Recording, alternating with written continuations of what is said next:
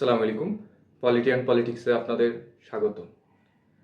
আমি সিদ্ধান্ত নিয়েছি যে কয়েকটা বিষয়ে সিরিয়াল বা সিরিজ ভিডিও করব। সেটা হলো যে বাংলাদেশের রাজনৈতিক দলগুলোর সংকট নিয়ে।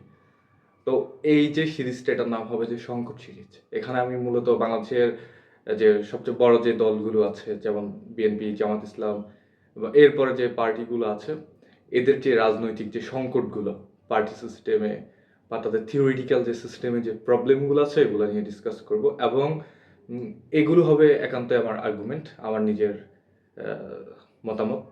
এই সিরিজের মধ্যে যদিও খুব বেশি জার্গন থাকবে না, তত্ত্বের কবজা নেই, এসব জিনিসগুলো থাকবে না। একদম সহজ সরল ভাষায় বাংলাদেশের রাজনৈতিক দলগুলোর যে সংকটগুলো এগুলো মোটা দাগে যে সংকটগুলো আছে এগুলো চিহ্নিত করা হবে এবং আলোচনা করা হবে।